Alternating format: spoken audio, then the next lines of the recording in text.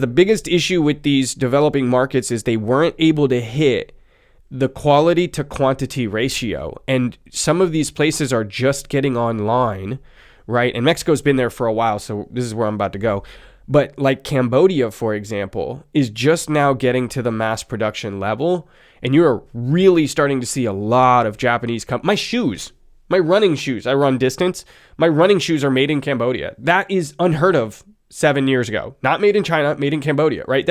And when you tell anyone, I would say like slightly older than me, that Cambodia is on the verge of becoming a powerhouse in the mass production world, they're like, no way. And I'm like, I'm already seeing it with food supply and how clean it is. And it's like, I could go down this rabbit hole. But in terms of Mexico, right, there's 3 superpowers that I think in terms of manufacturing that are really coming.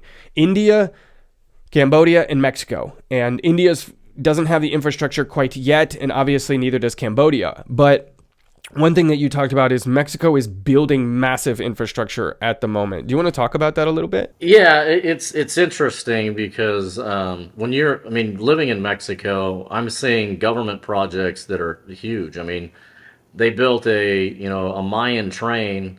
I believe it's like over 1,500 kilometers that they're connecting. I think it's 3 different states, maybe 5 different states, but they're connecting basically all of the old Mayan civilizations. And then there's discussion about tying that into, because that train goes almost to the border of Belize, and now they're talking about tying it into Central America because there's an old track there in Central America, and having that opened up. And then in Tulum, they built a brand new airport. I don't know how many billions of dollars that was. They built a super highway through Baja, and I think there's another one that they're putting into like near Acapulco and Puerto Vallarta. I believe that one's done as well. Here in Quintana Roo, they're putting up massive freeways between here and, like, say, Merida and some different places. Um, what else? Oh, they're putting in a transcontinental railroad to compete with the Panama Canal. And then AMLO, the president of Mexico, was able to get 2 north-south rails into the United States opened up. So it looks like they can take cargo containers now, offload them in these ports, put them on the transcontinental highway, basically, or railway, and then ship them up either to the west coast or the east coast of the United States via rail. And So so, hold on, real sorry. That I don't want to brush over that because I don't think people pay attention to how huge that would be. So what you're saying is utilizing NAFTA, right? They can send their logistics or the freight to Mexico, and then once these rails are completed, tax free through NAFTA or whatever, right? Can now ship it to the logistics final mile companies. yeah, I don't know if it's going to be tax. I don't know if I don't know the tax implications. I mean, it's possible that they're able to say, okay, no, this is coming from China or India or whatever, and it's not made in Mexico, so we're not going to give it the same treatment. I mean, so I can't talk to that, but I can talk to the what they're doing and the efficiencies that they're going to have by doing that. It's going to speed up, the transportation into the United States significantly. So with the competition of the Panama Canal, how successful do you think that will be? Like how quick to adopt do you think the companies are going to be? What I didn't realize is the Panama Canal has been operating at like half capacity for the past 5 years because the lake is getting dry.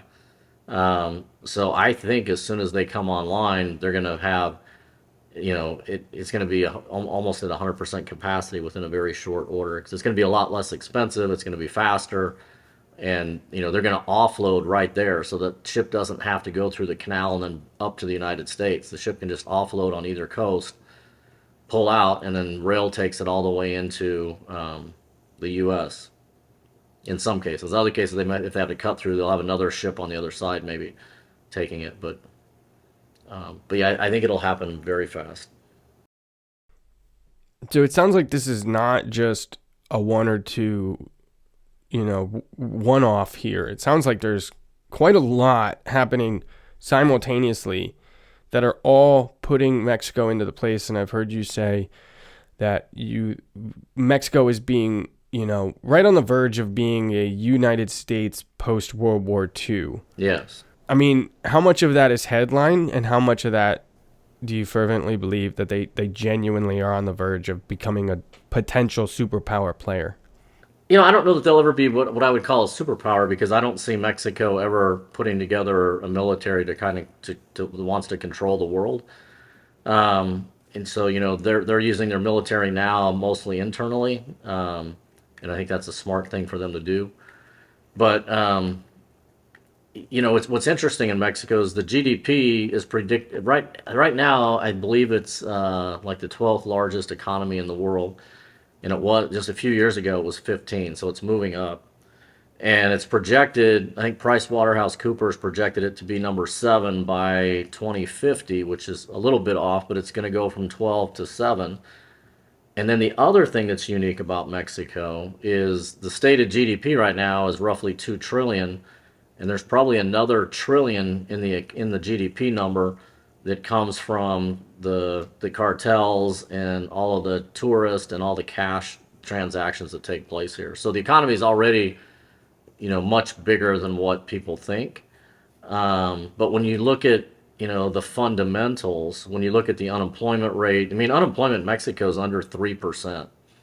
The average wage now for a Mexican worker is 16,000 US a year. That's average. Now I know in the US it's a lot higher, but I mean, it's not that it's a lot. The cost of living here is a lot lower as well.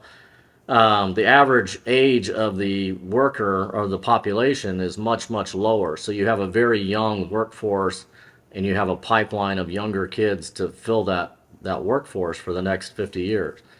So I just see all of these things happening. And, the debt to GDP, even though the GDP is understated by 50%, roughly, well, I guess it would be 33%. But the debt to the stated GDP is less than 50%. So they're spending all this money on infrastructure, and they're able to keep it paid off, and they're not going in the hole on the spending. So, everything and then on the manufacturing side, they've got a huge, they're already the number one importer of manufactured goods into the United States, and now their pipeline is growing. So, like, for instance, 2 years ago, Mexico was seeing about 34 billion a year so this is 22. So 2022, Mexico was seeing like 34 billion a year from foreign countries investing in Mexico, primarily in manufacturing. In 2024, that number will exceed $100 billion. And so next year it could be 150, it could be $200 billion. And, a dollar in Mexico probably goes 50% or more further than a dollar in the United States, because labor's less money. You don't have all the bureaucracy of the government organizations. You don't have the unions that are, driving wages, to unrealistic levels. And so they're able to get a lot done with, the money that they're getting. So I would even go as far to say that, $20 billion in Mexico is probably equivalent to 40 to 50 billion or more in the US when you're looking at spending on infrastructure. So all of these things are happening, and they're not going in the red. The new president, I believe, will start enacting some more social programs.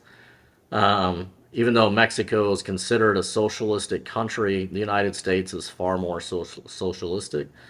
And you don't have drug addicts in Mexico like you have in the United States. And I believe that's primarily because if you do drugs in Mexico and you don't go to work, you don't make any money, and you're gonna die pretty much. You're not gonna live very long if you're not going to work and not making any money. So people do drugs in Mexico like other countries, but they get up and go to work the next day, and they're functioning members of society.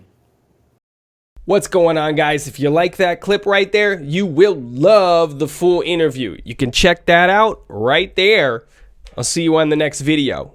Oh, and subscribe, because we got a lot of big things coming up in the near future.